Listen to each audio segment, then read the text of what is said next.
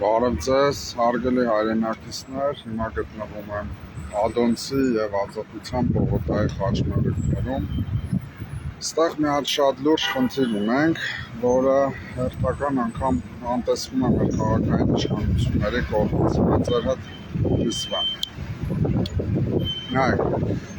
սա Ադոնցի փողոցն է, Երազմորն է։ Այս խաչմերուկի վրա Ազատության պողոտա, թիմն է։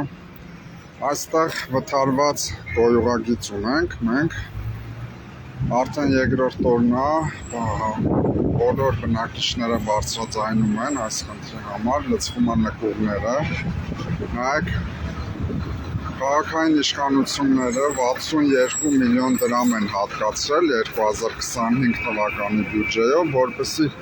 Երևան քաղաքի գոյուղագծերը վերանորոգեն։ Այսպիսով Երևան քաղաքի գոյուղագծերը չի վերանորոգվում, գոյուղատարերը, հեղատարերը, ջրատարերը չի վերանորոգվում։ Այսպիսով ոչ միայն Ադոնցի փողոցի ու այս Ազատության պողոտայի խաչմերուկում այս անմխիթար վիճակը, նայեք, լուկը բացվել է, որպեսզի մի կերպ ջուրը գնա, ակ են դրել, որպեսզի բնակիչները, վարորդները չընկնեն։ Այս նույն վիճակը նաև Էրեբունի համայնքում է, Աթոյան փողոցում նույնն է կատարվում, հաճախակի ջրերը դուրս են գալիս, քանի որ հեղեղատարները չեն գործում, լուկերը չեն աշխատում, ամբողջը պտած է ու չի վերանորոգվում։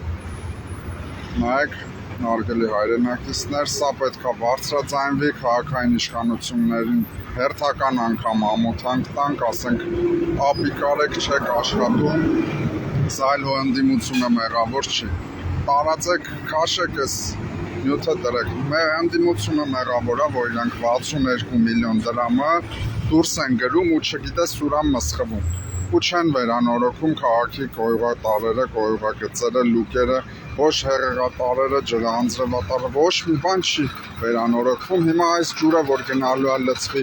այս շենքի նկուղները, այնտեղ կան կոմերցիոն տարածքներ, մեղ չեն այդ մարդիկ այդքան 100 միլիոնավոր դրամների վնաս կրեն քաղաքային իշխանության ապիկարության պատճառով։